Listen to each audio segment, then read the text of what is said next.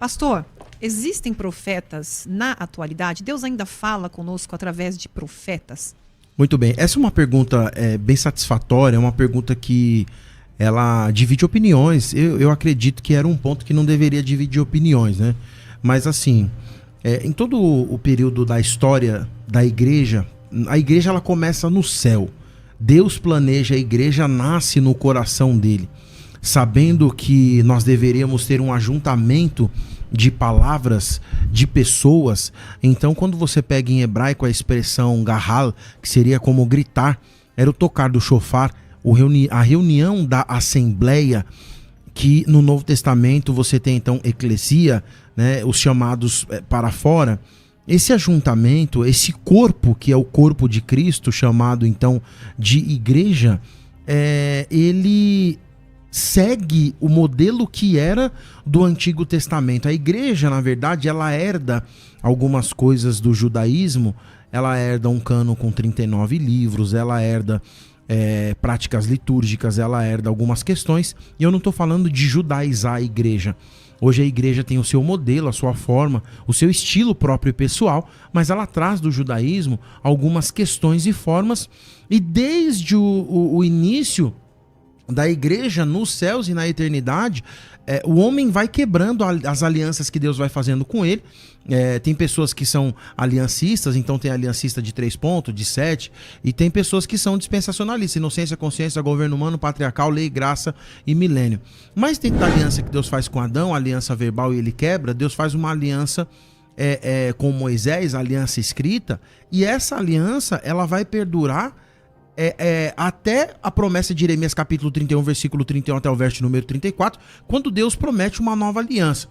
Essa nova aliança, que é a aliança do Espírito, até chegar à vinda do nosso Senhor e Salvador Jesus Cristo, esse prenúncio, esse anúncio da vinda de Jesus é feito por profetas. Navi, aquele que ouve da parte de Deus e entrega para o povo, e no Novo Testamento profetas, é o homem que assiste na presença de Deus e fala o que Deus deseja a todos os povos. Isso vai continuar na igreja, na verdade continua até a volta do nosso Senhor Salvador Jesus Cristo, para concluir dizendo o seguinte: eu entendo que esse ministério nunca acabou, ele nunca vai terminar até Jesus voltar, porque inclusive se acabar, a profecia precisa ser cortada, e se a gente cortar a profecia, tem que cortar o profeta, então significa que Jesus não volta mais, a gente vai cair num problema grande. E a prova do Antigo Testamento que existem profetas no Novo é Joel capítulo 2, versículo 28, que vai se cumprir em Atos 2, 28, que perdura para a igreja a partir de Atos para frente, e no decorrer do programa nós vamos expor esses textos. Pastor Javan, existem profetas nos dias de hoje? Depois dessa exposição, né? O que eu posso acrescentar, né? Mas a ideia, não indo necessariamente contra a mão do que o pastor PH colocou, a gente sempre tem que entender, né? O profeta, em todas as circunstâncias, ele foi um mensageiro de uma mensagem que é anterior a ele, que é a fala de alguém a quem ele submete e deve transmitir fielmente essa fala, a própria palavra, né, profeta, como o pastor PH já mencionou no grego, mas também quando você vai buscar no Antigo Testamento, tem a ver com alguém que fala em nome de outrem. Então, que não tem autoridade em si mesmo, porque a autoridade é do outro, que é orientada por uma mensagem autoritativa, que a gente crê na palavra de Deus assim, né? Que vai orientar a um propósito que o profeta, ele dá luz, ele dá esclarecimento, assim como ele recebeu de Deus. E a gente entende que, de fato, há profetas, há profecia e há ministérios. O meu entendimento à luz da Bíblia é que o ministério profético de indivíduos que se levanta no contexto do povo e da hierarquia da igreja, esse eu tenho muita dificuldade de aceitar, até usando como base a profeta de Joel, porque eu entendo que o dom de profecia é algo dado à igreja, a igreja, e deve atender à necessidade da igreja de instrução, ou edificação, como queira, de exortação e de consolação. Então a profecia traz essa luz ao povo de Deus e ela revela o revelado, que é Jesus Cristo, que é o conteúdo, né, da profecia. E nós vamos ter, nesse aspecto, os cessacionistas, né, contrapondo os continuacionistas, e eu brinco, né, que às vezes eu apanho pegar dos dois lados, né, porque eu acredito que acima de todos está Deus querendo nos falar. Ele nos falou, como a palavra diz, né, pelos patriarcas, pelos profetas. Hoje para mim é de ato contínuo até a volta de Jesus Cristo, pelo Filho. Jesus Cristo é a mensagem revelada. E o ministério apostolado, do apostolado, né, ele compreendeu aquilo que o irmão colocou, talvez não por essa ótica, né, da herança profética, que não se levantou mais profetas com essa incumbência pessoal, ministerial, mas os próprios apóstolos, né, trazendo as suas doutrinas, o Evangelho de Jesus Cristo, eles foram dando o tom do cumprimento da expectativa veterotestamentária. Por isso que nós entendemos que agora a igreja tem um ministério profético e, ao derramar do Espírito sobre todo o crente, o capacitando para a profecia, e a profecia é o revelado, que aí penso que ao decorrer do tema a gente vai separar o que é adivinhação, né, o que é prognóstico, os dons correlatos que comunicam-se com o dom da profecia, para a gente ter clareza que não é questão de se tem ou não profeta, é a natureza do exercício desse ministério. Da profecia. Pastor Paulo, quais as características do ofício do profeta, segundo a Bíblia, então? O pastor está dizendo que existe sim a profecia, mas que a Bíblia, a igreja se levanta como profeta e o que ele vai profetizar, basicamente, são as escrituras, né? Existe alguma característica dada pela Bíblia, onde diz qual é o ofício de um profeta? Tem. Eu queria contrapor essa ideia que o pastor Javan trabalha, dizendo que, na verdade, a profecia, ou o dom de profecia, ela é para a igreja, né? Mas eu queria mostrar biblicamente que é sobre cada indivíduo e que continua sobre cada indivíduo, e em seguida eu destaco alguns pontos, alguns adjetivos, conforme a senhora solicita, no que diz respeito às características de um profeta. 1 Coríntios capítulo de número 12 são os dons para a igreja. Esses dons são individuais, até porque a igreja é o indivíduo. Eclesia é os chamados para fora. Ek, né, a preposição que é tirado de algum lugar, ele recai. Existe uma necessidade de Pedro. Antes vocês não eram povos, mas agora vocês foram chamados. Esse apontamento de Pedro com a palavra eclesia, ele recai sobre cada indivíduo. Mas, 1 Coríntios capítulo de número 12, vou avançar aqui, não vou ler todo para não tomar o tempo, mas no versículo de número 4 diz assim: há diferentes tipos de dons, mas o Espírito é o mesmo. Há diferentes tipos de ministério, mas o Senhor é o mesmo. Há diferentes formações de atuação, mas é o mesmo Deus que efetua tudo em todos. A cada um, aqui já trabalha o indivíduo, não é a igreja. Ou a igreja como parede ou como coletividade. Aqui trabalha o individual. O versículo é o de número 7. A cada um, porém, joia, é dada a manifestação do Espírito visando o bem comum.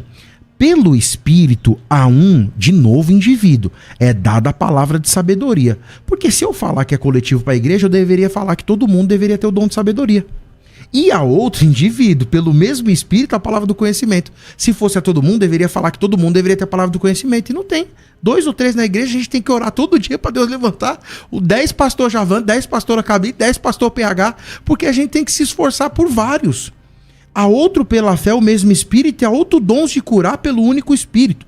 A outro poder de operação de milagres e a outra profecia. Nem todo mundo profetiza, e aqui ele está falando que eu tenho que me conter porque eu sou pentecostal, já vou sentir na graça. E a outra profecia, e a outro discernimento de espírito, e a outra variedade de línguas, e ainda outra interpretação das línguas. Tá faltando isso aqui na igreja, por isso que muita coisa que tá acontecendo aí é motivo de chacota. Aí o texto que encerra sobre o indivíduo, ele vai dizer o seguinte, versículo 11 do capítulo 12. Todas essas coisas, porém, são realizadas pelo mesmo e único Espírito, e ele distribui individualmente a cada um da maneira que lhe agrada, em outras versões, da forma que lhe apraz. Então, assim, o Paulo, que era profeta, que profetizava, o Paulo, que é o maior doutrinador da igreja. Então, a primeira característica, pastora, é o seguinte, que o fato de eu ser profeta não significa que eu tenho que ser ignorante de Bíblia. Já começa daqui. Por quê? Porque se criou uma máscara na internet, porque é o profeta, principalmente pra esses caras que aparecem na mídia aí. Os caras que profetizam CPF, RG. Isso aí não tem que ser nem característico. Eu acredito que o pastor Javano, se ele quiser levantar, eu vou junto com ele, fico do lado dele, a gente até interrompe o tema aqui. Porque esse tipo de gente tá banalizando o evangelho, a nossa base não é essa, eu vou entregar aqui, dizendo o seguinte. Paulo, que foi o maior doutrinador da igreja, se a gente rasgar as epístolas e as cartas, não temos doutrina para a igreja, ele era profeta, era mestre e era doutor. Tanto é que em Atos capítulo 13 vai falar assim, na igreja de Antioquia existia profetas e mestres, didáscalos kaioki, profetes, ou seja, mestres e profetas. Então assim, para mim, o profeta, ele tem intimidade com Deus, o profeta não vai além ou fora daquilo que está nas escrituras, mas ele ouve a voz de Deus, faz a vontade de Deus, está em plena consonância com as escrituras sagradas, e ele é uma pessoa muito simples. Então assim, longe do profeta tá sentado numa redoma de vidro, lógico que eu falo, achar que ele é super crente ou super saiyajin, que ele é diferente de todo mundo só porque Deus deu um... pastor, você acha que eu não ia falar? Eu falo. Achar que ele é diferente de todo mundo, que não, Deus me deu, agora eu sou isso aqui. Desculpa, irmão, com todo respeito e carinho. A senhora pediu as características que eu dei. Cheio de Deus, cheio do Espírito Santo, simples, humilde, não tá na redoma de vidro, e tem que saber mais de Bíblia do que qualquer outra pessoa. Porque se você profetizar alguma coisa que está fora das escrituras, já nem nome de profeta você tem que ter mais. Maravilha. Pastor Javan, você quer uma réplica aí sobre esse comentário? Claro. Provocou o espírito pentecostal, né? Aflora o bom espírito pentecostal, deve que se registre isso, né? Eu penso que o pastor PH pensou que discordou de mim, mas ele não discordou, ele só confirmou, né? E quando eu separo a questão de ministério profético, o que vem à minha mente, que tem a ver um pouco com o que o pastor PH falou na introdução, é a imagem justamente hierarquizada, né, que se dá, vamos dizer, ao profetismo, né, que é muito conveniente a muitos, porque reveste aquele que supostamente diz ter o dom de profecia com áurea superior, né, a ser buscado, a ser querido, ao detentor da voz de Deus, né? Isso é muito comum nas diferentes religiões, né? Temos o mago vidente, que em alguns casos junta as duas coisas, e o profeta, no trânsito do sacerdote, ou se fosse hoje do pastor, né, como se o sacerdote e o pastor não fosse profeta, como Samuel foi um profeta sacerdote, como Davi foi dito também como profeta, né, embora sendo rei. Então você tinha o mágico, né, e temos o sacerdote representando o institucional, e aquela voz paralela que nem sempre está submissa à estrutura vigente organizacional, que é o profeta. Então essa figura profética, à luz da palavra, para mim desapareceu no contexto da igreja.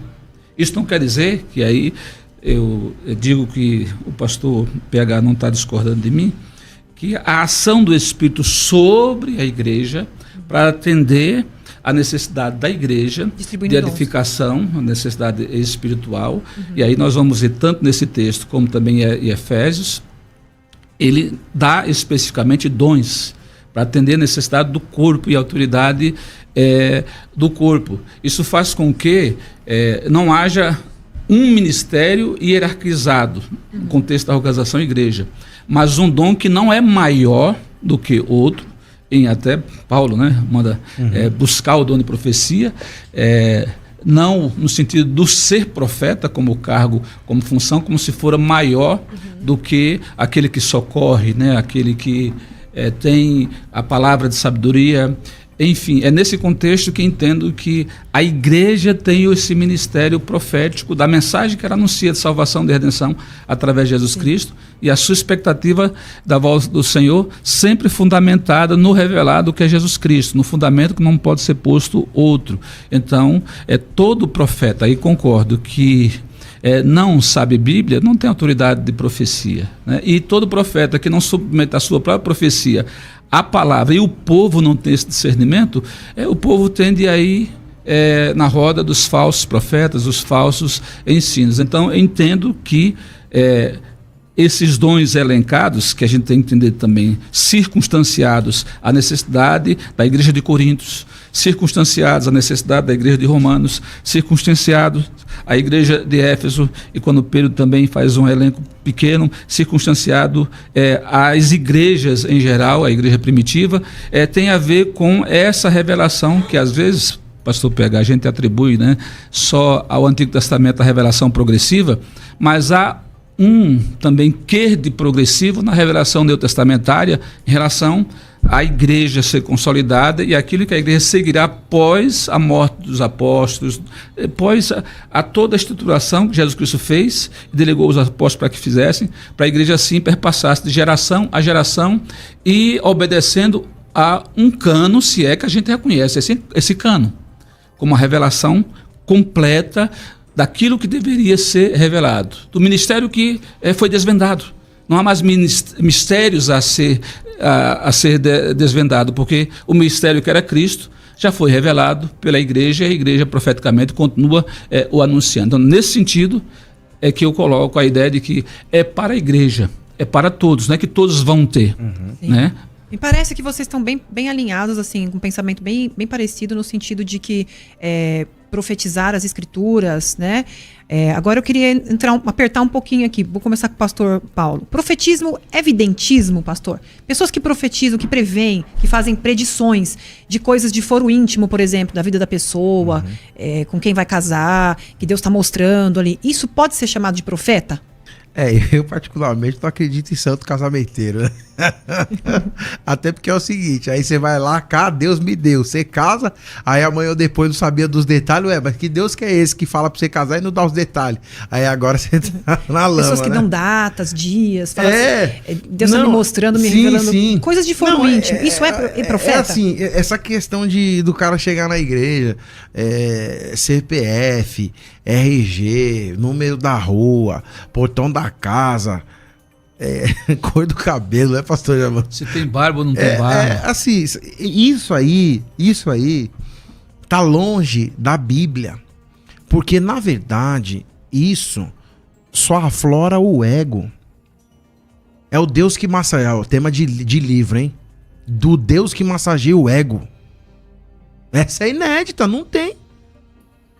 Por quê? Porque Deus não vai ficar massageando o ego de ninguém. Não é isso. A ideia da profecia da Bíblia, pastora, não tem esse viés de ficar trazendo a questão de pessoalidade no sentido mínimo, porque isso aí é mínimo, é do cotidiano.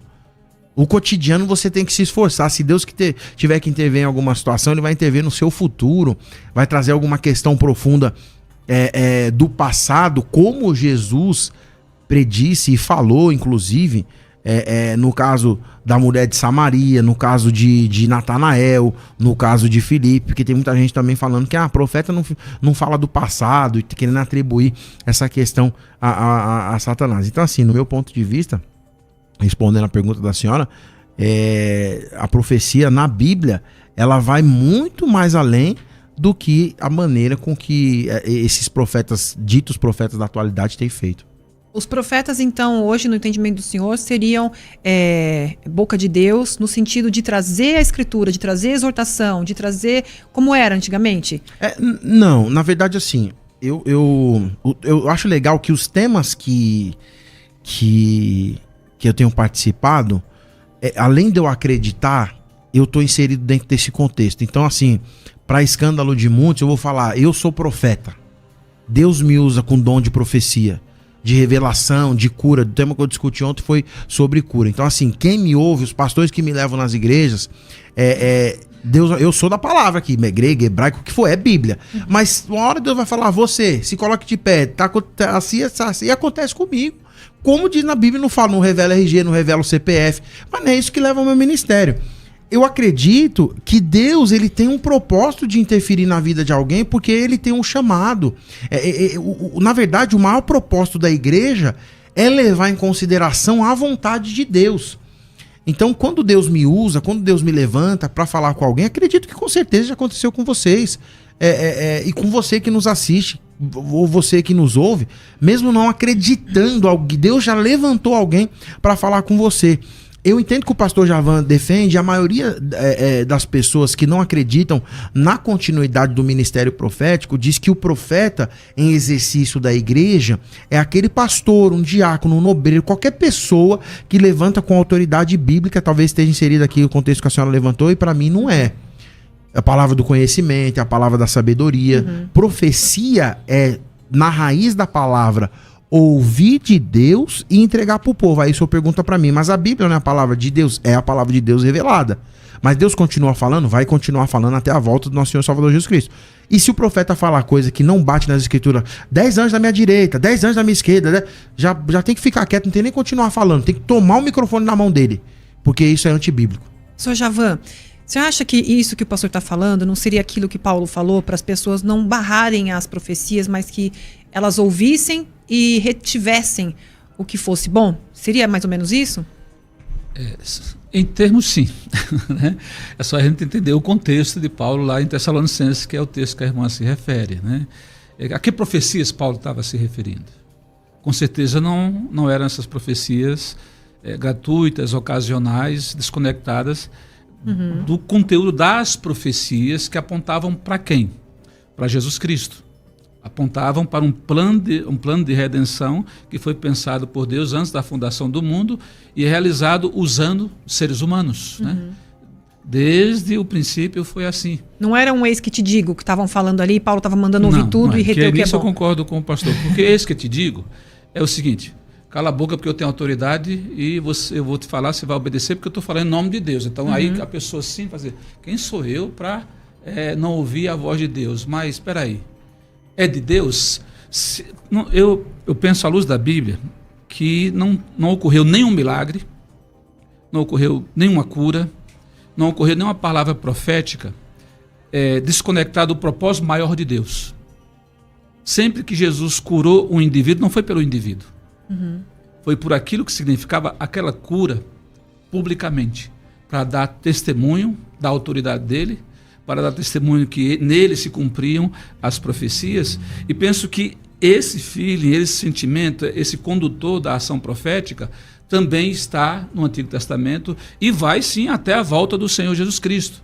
Deus continua falando de diferentes formas. Eu creio que Deus fala por visões, Ele fala por sonhos também. Deus, Ele fala.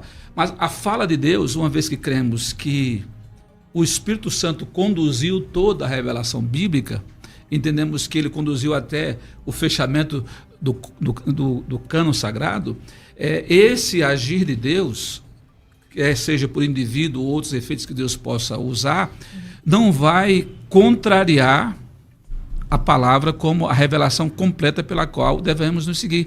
Quando lá em Atos é narrado que a igreja caminhava, né, bem, com testemunho, impactando, diz que eles perseveravam na doutrina dos apóstolos.